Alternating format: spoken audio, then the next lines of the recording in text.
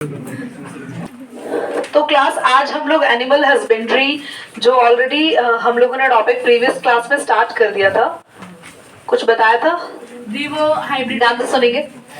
The hybridisation बताई थी। The rearing and keeping all the animals, rearing and caring of the animals is called as animal husbandry. Animals को रखना, उनकी care करना, उन्हें पालना, उनका रेयरिंग होता है पालना और केयरिंग मतलब उनकी देखभाल करना। So this is all about the animal husbandry. पर हम लोग जो एनिमल हस्बेंड्री कर रहे हैं वो एनिमल प्रोडक्ट्स के लिए कर रहे हैं। For example milk, meat, eggs, as well as wool. Wool अभी मीट की वेराइटीज पे ना है, ठीक है। As well as wools and leather के लिए ऑफ कोर्स हनी, क्योंकि वो भी हमें हनी बीज से मिलता है, and oil, fish oil, cod liver oil, right. Cotton and leather used in food resources. Leather is not in this actually. यहाँ पे बात खाली फूड की हो रही है, पर हम ये नेग्लेक्ट नहीं कर सकते कि हम फूड के अलावा भी चीजें उनसे ऑब्टेन कर रहे हैं।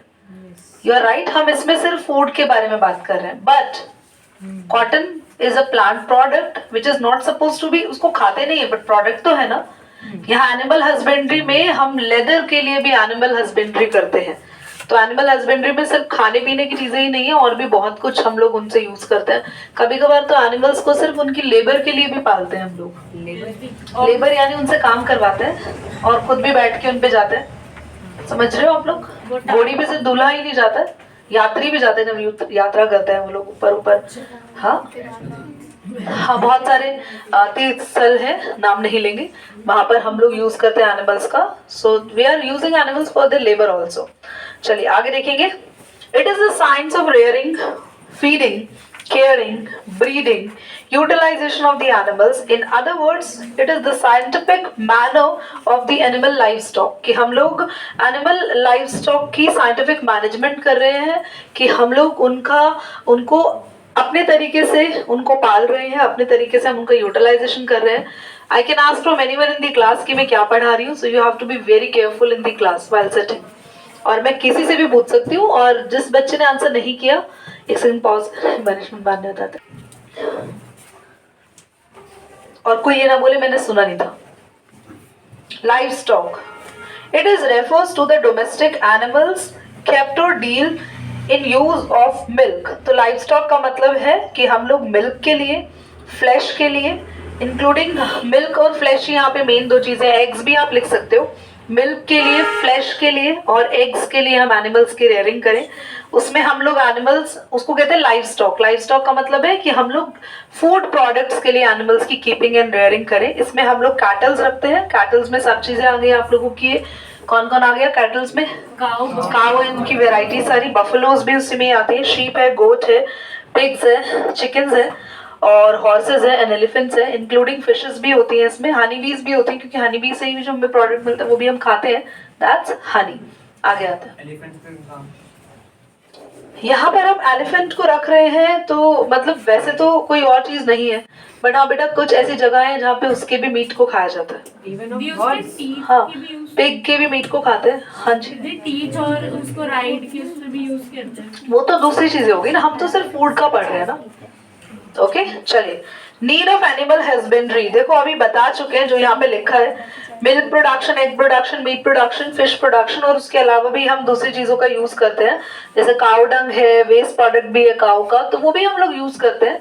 तो हमें एनिमल हस्बेंड्री की जरूरत क्यों है वो मैं आपको ऑलरेडी बता चुकी हूँ। अमन बताएगा फिर से एक बार और कि एनिमल हस्बेंड्री की जरूरत क्यों है, क्यों हम एनिमल्स की रेयरिंग एंड केयरिंग करते हैं। कृष्टि पॉज करें एक बार, बोलो। अमन 2 hours stay back. So advantages of animal husbandry, ध्यान से सुनेंगे, और मैं किसी भी एडवांटेज का मीनिंग आपसे दोबारा पूछ सकती हूँ, मैंने क्या समझाया, ठीक है। एंड दोबारा चांस भी मिलेगा, अगर मैं दोबारा पूछा और आंसर कर दी तो स्टे बैक नहीं होगा। ध्यान से सुनेंगे। It helps us to undertake proper management of domestic animals. Pause करो एक बार यार, किसी का है क्या?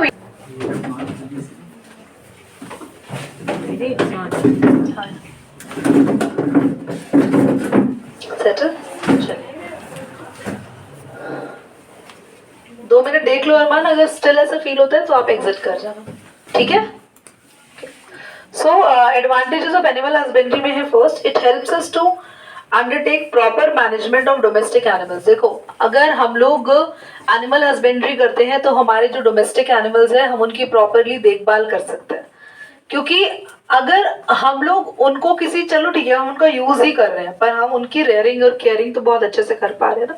Next it provide methods to produce, इससे हम लोग गुड यील्डिंग ब्रीड्स बना रहे हैं, क्योंकि हम लोग देखो अपने, हाँ ये हमारा लालची एक है, हम अल्टीमेटली उनसे फूड ले रहे हैं, पर हाँ उनकी अच्छी ब्रीड्स हम लोग डेवलप कर पा रहे हैं, क्योंकि एनिमल हस्बेंड्री हमें साइंस में कुछ ऐसे ऐसे मेथड सिखाते हैं जिससे हम अच्छी quality of the breeds produce कर पाते हैं। आज भी काऊ की, बफलो की बहुत सारी वेराइटीज हमारे पास अवेलेबल है, बहुत सारी ब्रीड्स अवेलेबल है। ऐसी काउस भी हैं जो एक दिन में बहुत ज्यादा अमाउंट में, बहुत ज्यादा लीटर्स में मिल्क तक भी प्रोड्यूस करती है। Now animal waste enrich in soil, देखो एनिमल हस्बेंड्री के एक और फायदा है, जो उनका वेस्ट होता है और उसको हम सॉइल में मिक्स कर देते हैं तो सॉइल की क्वालिटी बढ़ जाती है, और साथ ही साथ हम मेन्योर भी बना सकते हैं। ये लोग भी, आप ये चीजें भी लिख सकते हैं। और अरमा लास्ट है हमारे पास, it is beneficial for the farmer. देखो अगर आप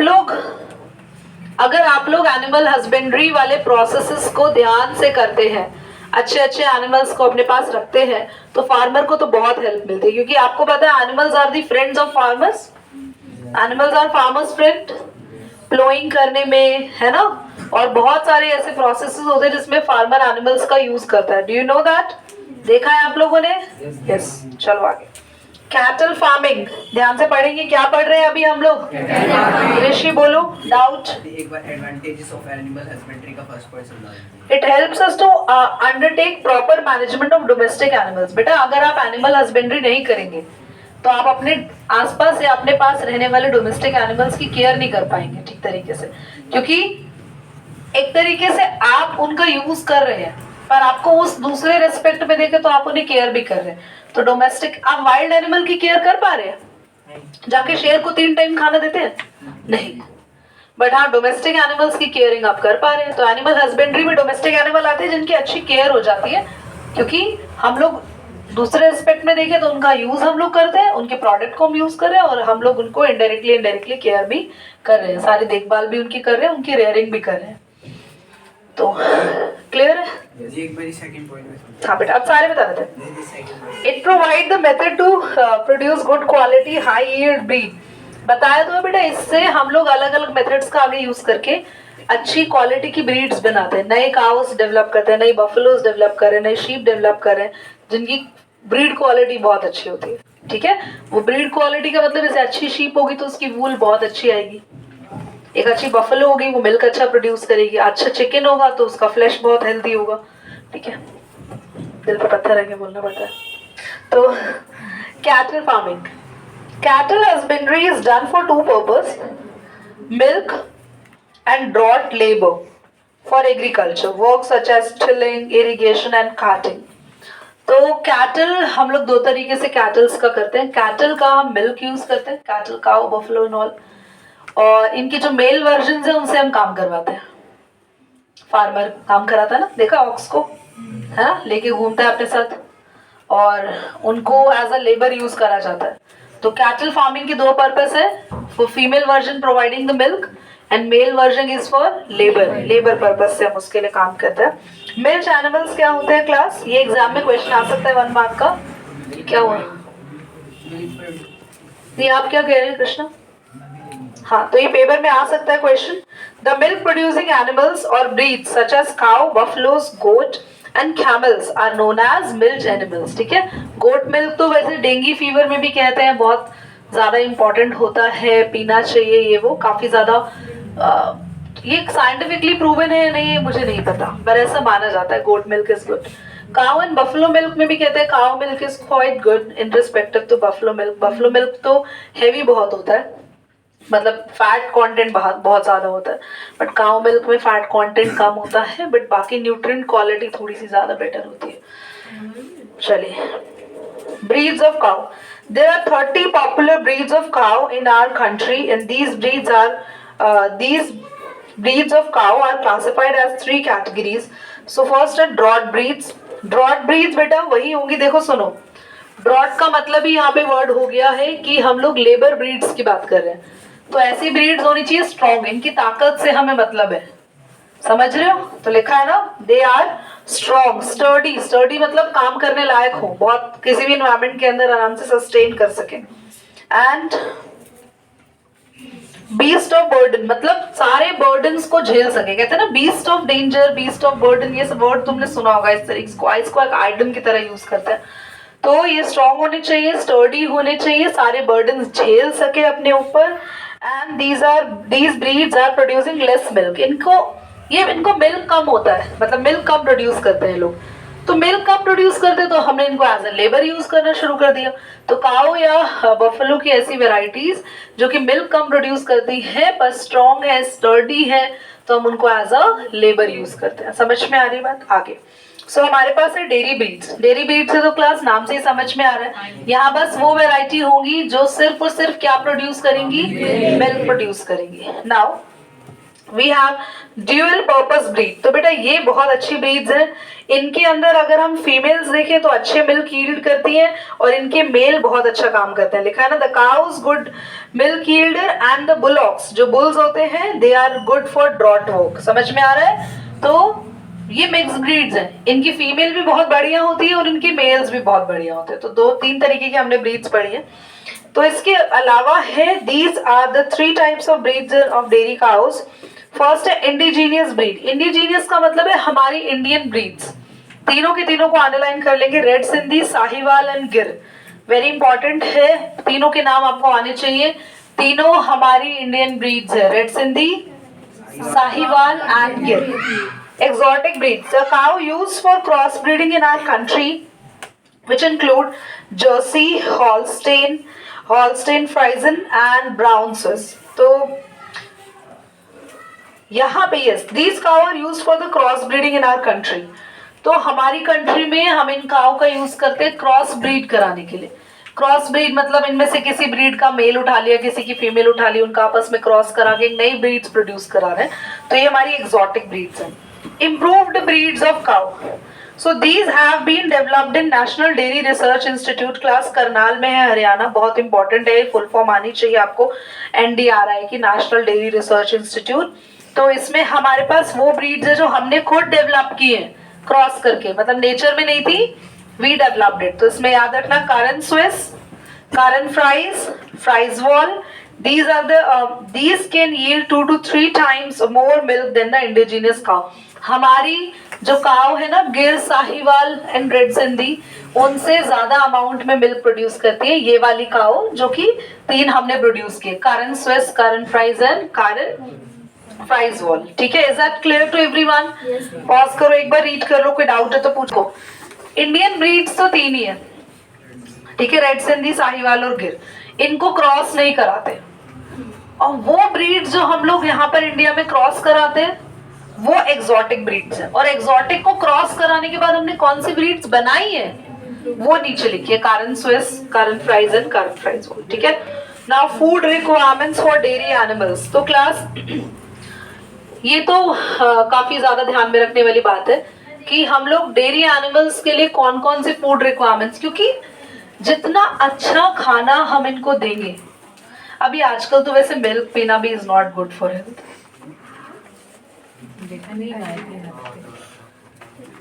seriously, milk is definitely not a good source of health nowadays, so we should not drink it.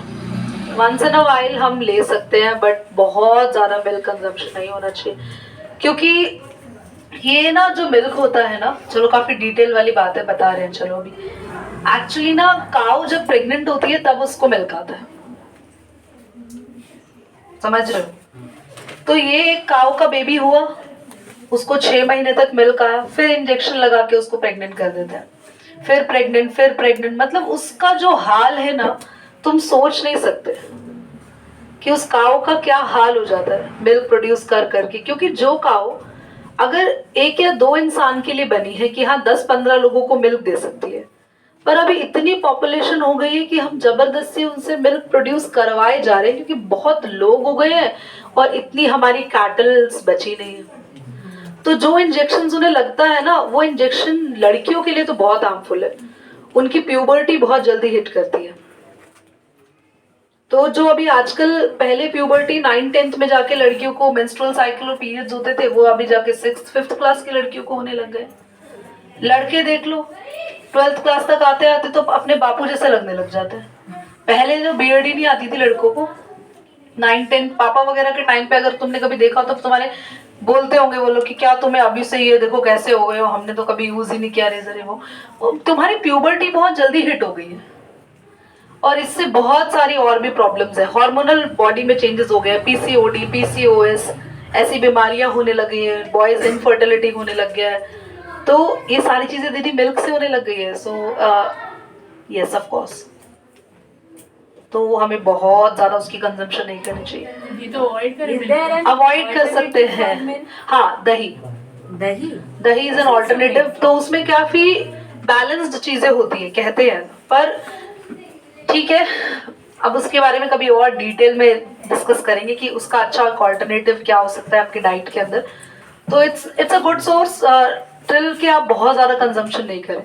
आप ये, कई लोग तो बच्चे दिन में 3 बार पी रहे हैं, दिन में 2 बार मिल्क पी रहे हैं, तो वो सब नहीं। आप दिन में 1 ही बार मिल्क का कंजम्पशन रखें, थोड़ा कम अमाउंट में रखें, कभी मिल्क कभी दही, इस तरीके से अपने दिन को बैलेंस करें। तो और कभी और उसके बारे में फुर्सत से बताएंगे। अभी टाइम हो चुका है हमारी क्लास को ओवर करने का, तो नेक्स्ट क्लास में आगे पढ़ेंगे। अच्छा सुनिए, एक पॉइंट बढ़ा के फिर ओवर कर रहे हैं।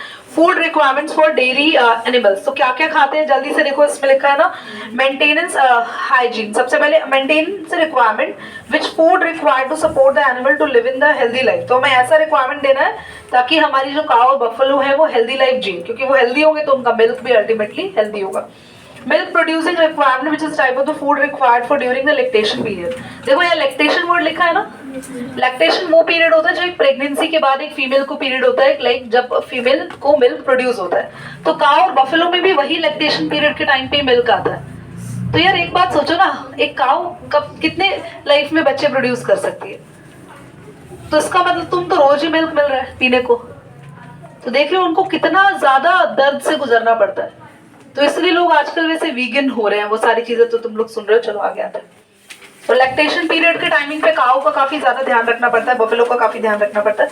इसके बाद क्या, एनिमल फूड, एनिमल फीड, इसको नेक्स्ट में पढ़ेंगे। आई थिंक इसके बाद रहता कितना है, 2 पेजेस और है शायद। हाँ 3 पेजेस है ना। हाँ, तो ये कमिंग अपनी 2 क्लासेस के अंदर बाइंड अप हो जाएगा, ठीक है। Red button